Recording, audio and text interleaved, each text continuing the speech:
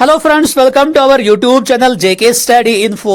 आज से हम आपके लिए सुपरवाइजर पोस्ट्स की क्लास स्टार्ट करने जा रहे हैं। सिलेबस देख के काफी बच्चे डिसअपॉइंट नजर आ रहे हैं, लेकिन मैं इतना बता सकता हूं कि सिलेबस थोड़ा सा लेंथी है, लेकिन बहुत बहुत ज्यादा इजी है। अगर सिलेबस लेंथी है तो वो सबके लिए लेंथी है, खाली आप लोगों के लिए नहीं है। सिलेबस लेंथी है तो कट ऑफ कम हो सकता है, सिलेबस अगर कम होता तो ज्यादा कट ऑफ होने के चांसेस थे।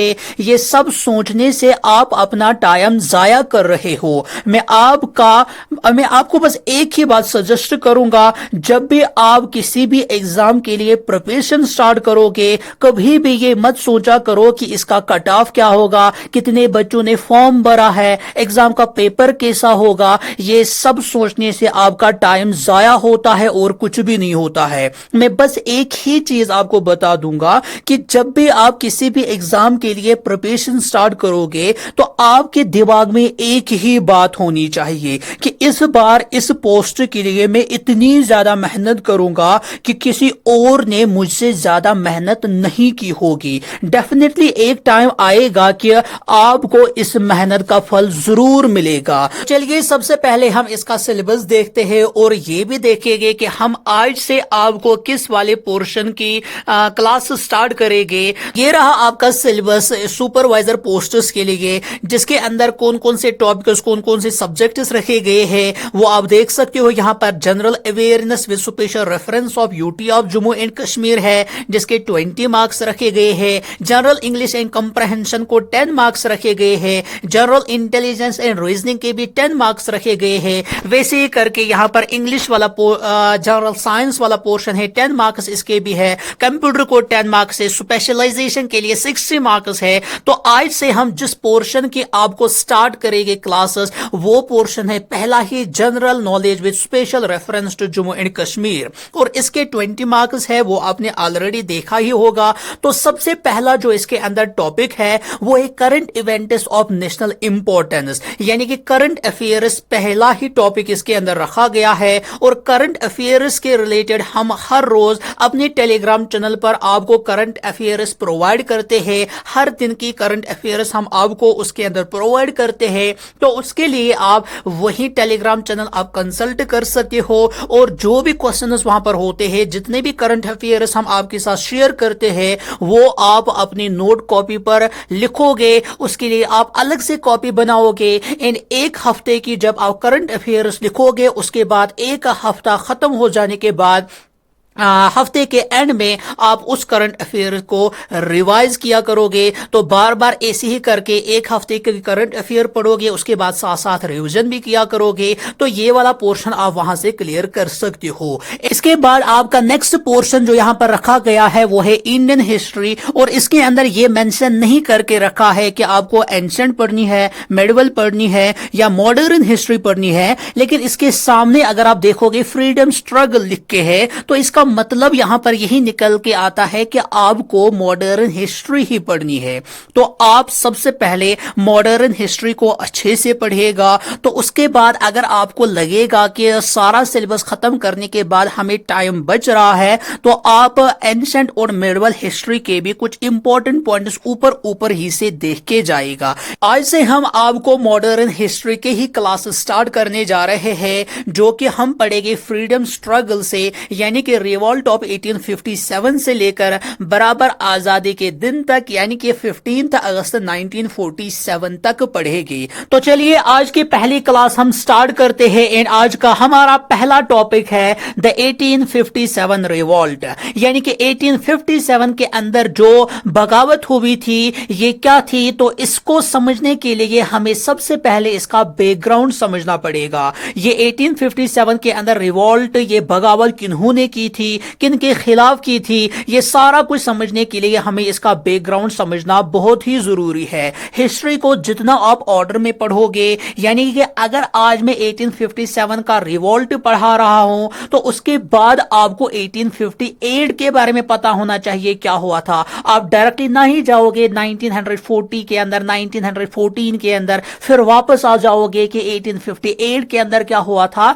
जितना आप हिस्ट्री को ऑर्डर में पढ़ोगे उतना ही آپ چیزوں کو اور زیادہ اچھے سے یاد رکھ سکو گی. تو چلیے ہم 1857 ریوولٹ کن کے خلاف ہوا تھا, کنہوں نے کیا تھا, اس کا بیک گراؤنڈ سمجھتے ہیں. تو اس کہانی کی شروعات ہوتی ہے 1600 سے ہی. یہ وہ ٹائم ہوتا ہے جس ٹائم برٹش کی ایک کمپنی جس کا نام ایسٹ انڈیا کمپنی ہوتا ہے وہ ہندوستان کے اندر تجارت کرنے کے لیے آتی ہے. ہندوستان کے اندر اس ٹائم مغل رول چل رہا تھا. تو اورنگزیب کے مرنے کے بعد مغل امپائر کافی کمزور پڑ جاتا ہے. اس کے بعد جتنے بھی بادشاہ مغل امپائر کے اندر آ جاتے ہیں وہ کافی عیاشی پسند ہوتے ہیں اور وہ اپنے حکومت کو سنبھال نہیں پاتے تھے, جس کا بھرپور فائدہ یہاں پر ایسٹ انڈیا کمپنی اٹھاتی ہے. اور برابر 1757 کے اندر ایک جنگ ہوتی ہے جس کا نام ہے بیٹل آف پلیسی, اور یہ جنگ برٹش کی ایسٹ انڈیا کمپنی جیت جاتی ہے. اور ابھی تک 1757 تک یہ جو کمپنی ہوتی ہے یہ خالی تجارت کر رہی ہوتی ہے ہندوستان کے اندر, لیکن یہ جنگ جیتنے کے بعد یہ ایک تو تجارت بھی کرتی ہے, ساتھ ہی ساتھ اپنا پولیٹیکل پاور بھی بڑھاتی جاتی ہے. 1757 کے جنگ کے بعد ایسٹ انڈیا کمپنی آہستہ آہستہ کر کے پورے ہندوستان کے اوپر اپنا کنٹرول جماتی ہے, اور جس کی وجہ سے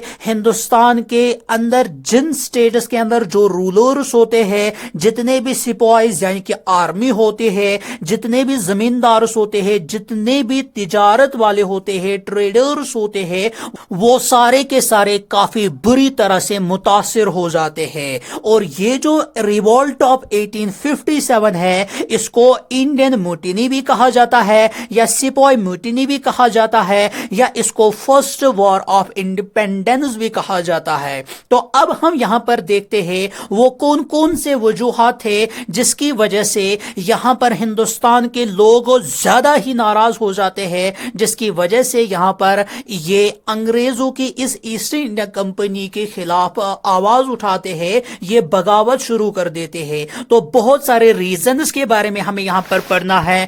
سب سے پہلا کاز ہے پولیٹیکل کاز, یعنی کہ ہندوستان کے الگ الگ ریاستوں کے جو رولرز ہوتے ہیں وہ کیوں اس برٹش کی ایسٹ انڈیا کمپنی سے کافی ناراض ہو جاتے ہیں. اس کے پیچھے ہوتی ہے اس کمپنی کی الگ الگ پالیسیز, جیسے یہ سب سے امپورٹنٹ دو پالیسیز انٹروڈیوس کرتے ہیں. سب سے پہلی پالیسی سبسیڈری الائنس والی پالیسی, اینڈ دوسری پالیسی ڈاکٹرائن آف لیپسی والی پالیسی. دونوں پالیسیز کے اندر اس برٹش کی ایسٹ انڈیا کمپنی نے کیا بتایا, انہوں نے کیا کیا بتایا اس کے اندر وہ ہم ابھی دیکھیں گے. لیکن سب سے امپورٹنٹ آپ یہاں پر یہ یاد رکھو گے کہ ڈاکٹرائن آف لیپسی کو لانے والا جو گورنر جنرل تھے ان کا نام تھا لارڈ ڈلہاؤسی, اور سبسیڈری الائنس کو انٹروڈیوس کرنے والے جو گورنر جنرل تھے ان کا نام تھا لارڈ ویلسلی. تو اب سب سے پہلے ہم ڈاکٹرائن آف لیپسی کو سمجھتے ہیں کہ اس کے اندر کیا کہا گیا.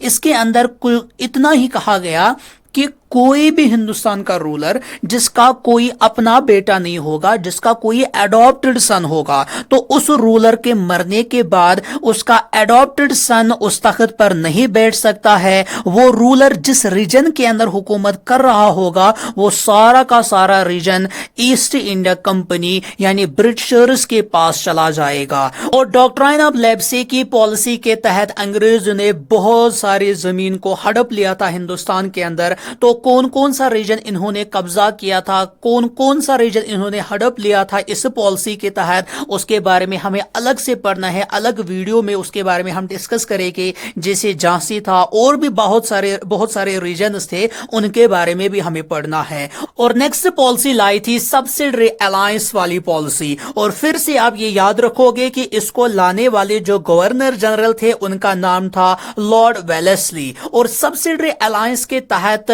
برٹشرز نے کیا بتایا کہ انہوں نے ہندوستان کے رولرز کو بتایا کہ آپ کو اپنی آرمی رکھنے کی ضرورت نہیں ہے, آپ ہماری آرمی رکھیے گا, اور اس آرمی کو مینٹین کرنے کے لیے جو بھی خرچہ آئے گا وہ آپ کو ہمیں ادا کرنا پڑے گا, اور اگر آپ وہ خرچہ ہمیں ادا نہیں کر سکو گے تو آپ کو اپنے ریجن کا کچھ حصہ ہمیں دینا پڑے گا. اور یہ جتنے بھی رولرز ہوتے ہیں جن کی زمین ایسٹ انڈیا کمپنی یعنی برٹشرز ہڑپ لیتے ہیں وہ آگے جا کے 1857 جنگ کے اندر شرکت کرتے ہیں, ایسٹ انڈیا کمپنی کے خلاف آواز اٹھاتے ہیں. اب پولیٹیکل کازز کے بغیر ہمیں یہاں پر اور بھی کازز کے بارے میں پڑھنا ہے, یعنی کہ اور کون کون سے وجوہات تھے جس کی وجہ سے یہاں پر 1857 کے اندر برٹش کی ایسٹ انڈیا کمپنی کے خلاف ہندوستان کے لوگ ایک جٹ ہو کے آواز اٹھاتے ہیں. جو نیکسٹ کاز ہے یہاں پر وہ ہے اکنامک کازز, یعنی کہ ہندوستان کے اندر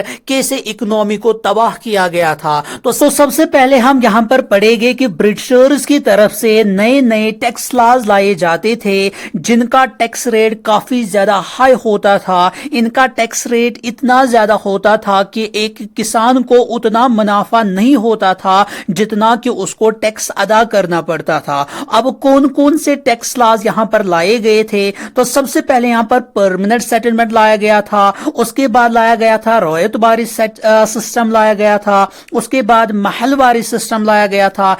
تو ان تینوں لاز کے تحت کافی زیادہ ٹیکس ادا کرنا پڑتا تھا ان کسانوں کو, تو جس کی وجہ سے کسانوں کی حالت بہت زیادہ خراب ہوئی تھی. خالی کسانوں کی ہی بات یہاں پر نہیں ہے, یہاں پر ہندوستان کے اندر جو بھی آرٹیزن, جو بھی کرافٹس مین تھے, وہ سارے کے سارے یہاں پر بہت زیادہ ناراض ہو جاتے ہیں, کیونکہ ابھی تک وہ دو طرح سے منافع کماتے تھے. ایک تو وہ مارکیٹ کے اندر بھی اپنی چیزوں کو بیچتے تھے, وہاں سے منافع کماتے تھے, اور ساتھ ہی ساتھ وہ مغل امپائر کے جو بھی رولرز ہوتے تھے یا الگ الگ ریجنز کے اندر جو رولرز ہوا کرتے تھے ان سے بھی وہ کافی زیادہ منافع کماتے تھے اپنی چیزیں بیچ کے. لیکن اب یہاں پر نہ ہی مارکیٹ کے اندر یہ چیزیں بیچ پاتے ہیں, نہ ہی وہ رولرز ہی یہاں پر رہ چکے ہیں اب, جس کی وجہ سے آرٹیزنز کا بھی زیادہ یہاں پر نقصان ہو جاتا ہے, کیونکہ یہاں پر جتنے بھی یہاں پر برٹش گڈز ہوتے ہیں ان کو ہی یہ برٹشرز پروموٹ کرتے ہیں, جس کی وجہ سے ہندوستان کا ہر ایک عام انسان کافی زیادہ متاثر ہو جاتا ہے, چاہے وہ زمیندار ہے, چاہے وہ آرٹیزنز ہے, چاہے وہ کرافٹس مین ہے, چاہے وہ یہاں پر ٹریڈرز ہے, چاہے کوئی بھی ہو, کسی بھی طبقے سے بلانگ کرنے والا جو بھی شخص ہے, وہ ہر ایک برٹش کے ان قانونوں کی وجہ سے بہت زیادہ تنگ آ چکے تھے. اب اکنامک کازز کے بعد ہم یہاں پر پڑھیں گے ایڈمنسٹریٹو کازز کے بارے میں.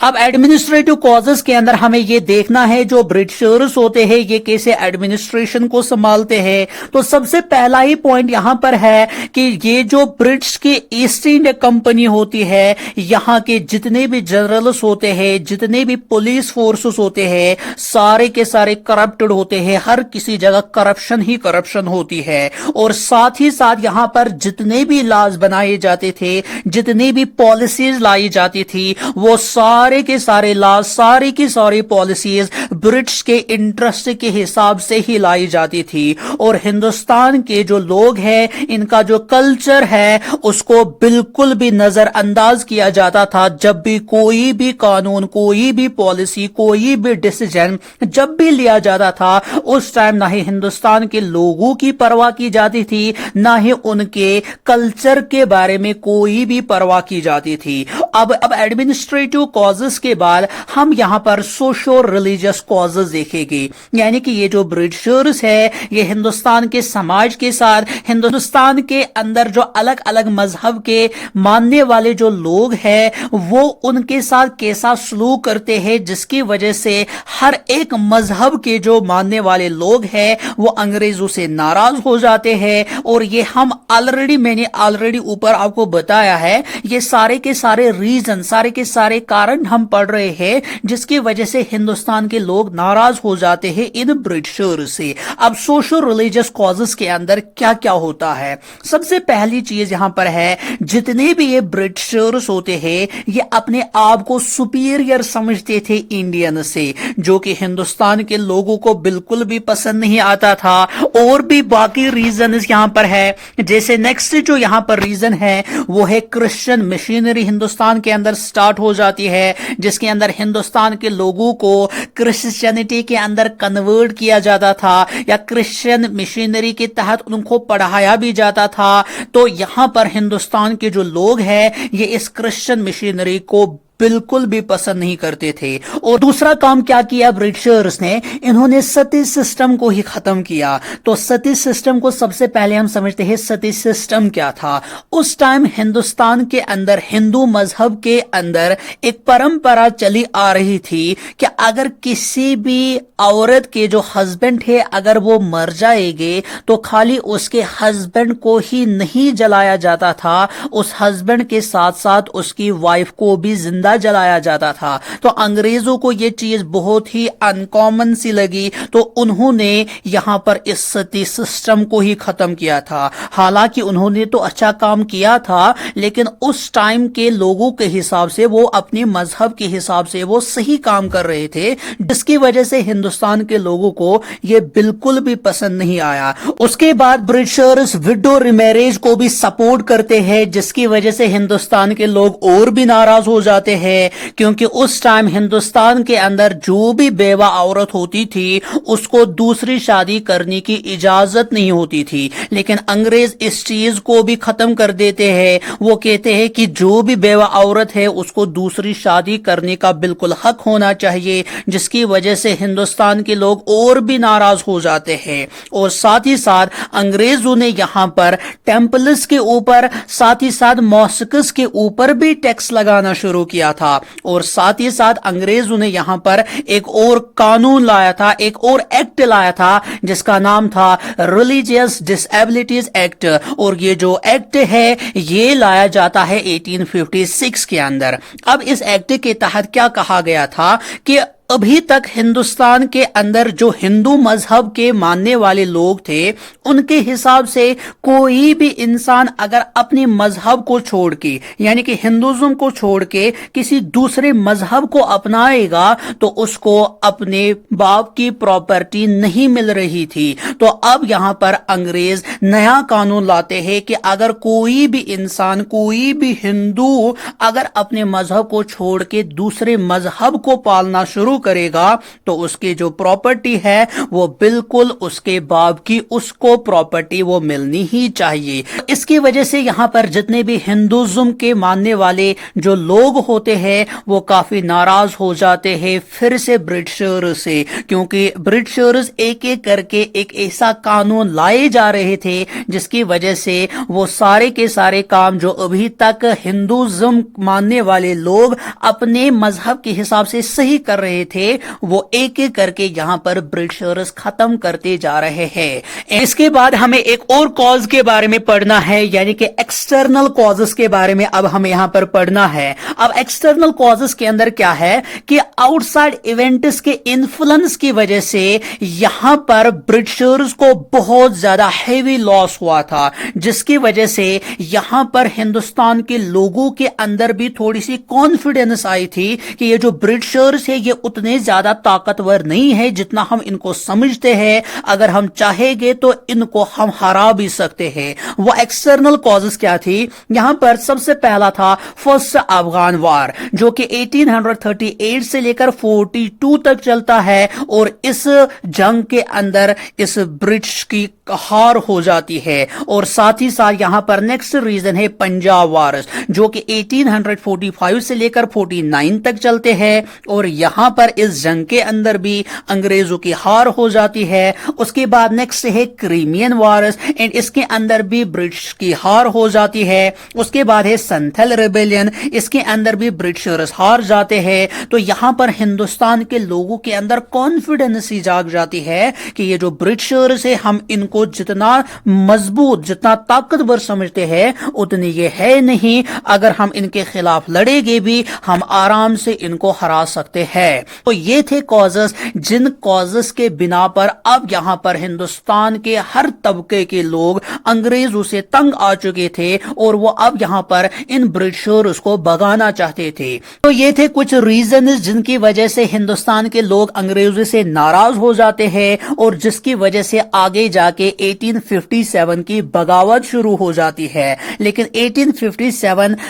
جو ریوولٹ ہوتا ہے، اس کی جو چنگاری لگتی ہے، اس کی جو شروعات ہوتی ہے اس بغاوت کی، وہ کہاں سے ہوتی ہے وہ ہم دیکھیں گے اگلے ویڈیو کے اندر. فی الحال کے لیے آج کی ویڈیو کو ہم یہیں پہ ختم کرتے ہیں. تو اب ملتے ہیں نیکسٹ ویڈیو کے اندر. اینڈ اس ویڈیو کی جو PDF ہے وہ آپ کو ہمارے ٹیلی گرام چینل پر ملے گی، جس کا ہم ڈسکرپشن باکس میں لنک رکھیں گے. وہاں پہ جا کے آپ اس کی PDF ڈاؤن لوڈ کر سکتے ہو. تو چلے آج کی ویڈیو کو ہم یہیں پہ ختم کرتے ہیں. تو اسی ٹاپک کو کنٹینیو کرتے ہوئے ہم کل نیکسٹ کلاس کے اندر آپ کے ساتھ پھر سے جڑیں گے. تب تک کے لیے فی امان اللہ.